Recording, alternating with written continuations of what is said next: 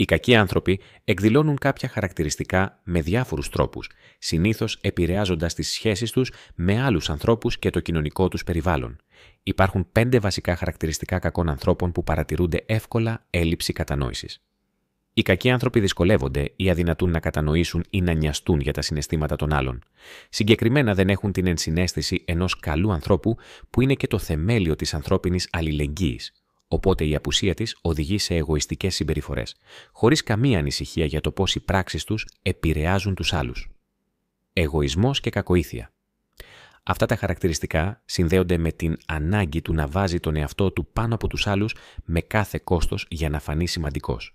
Αυτοί οι άνθρωποι συνήθως επιδιώκουν προσωπικό όφελος, ακόμα και αν χρειαστεί να εκμεταλλευτούν ή να βλάψουν άλλους. Ο εγωισμός τους βάζει πάνω απ' όλα την εκτίμηση των άλλων και πολλές φορές εκμεταλλεύεται την καλοσύνη άλλων προς χειραγώγηση. Ψευδολογία. Η χρήση των ψεμάτων συχνά χειραγωγούν καταστάσεις και ανθρώπους προς επίτευξη στόχων χωρίς να υπολογίσουν τις συνέπειες που προκαλούν. Αυτές οι πρακτικές μπορούν να διαβρώσουν την εμπιστοσύνη στις σχέσεις και να προκαλέσουν μεγάλη ζημιά, καθώς το άτομο εκμεταλλεύεται την αλήθεια για προσωπικό όφελος. Χερεκακία. Οι κακοί άνθρωποι εκδηλώνουν χαρά με την αποτυχία ή τη δυστυχία των άλλων. Συνήθως αυτή η χαρά είναι κρυφή. Μπορεί μπροστά σε άλλους να μην το δείχνουν, αλλά κατά βάθος χαίρονται. Αντί να επιδεικνύουν κατανόηση ή υποστήριξη, τείνουν να ενισχύουν την αρνητικότητα και να διαδίδουν κακοήθειες, αυξάνοντας τη δυσφορία στο κοινωνικό περιβάλλον τους. Μηδενική αποδοχή ευθύνης.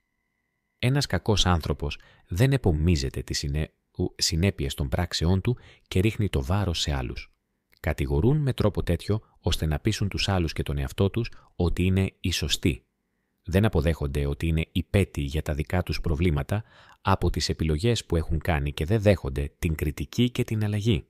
Αυτά τα χαρακτηριστικά δείχνουν την αρνητική συμπεριφορά που συχνά χαρακτηρίζει κακόβουλα άτομα και οι συνέπειές τους μπορεί να είναι επιζήμιες τόσο για τους ίδιους όσο και για τον κοινωνικό περίγυρό τους. Τι είναι όμως αυτό που οδήγησε αυτούς τους ανθρώπους σε αυτό το μονοπάτι της κακίας και του φθόνου?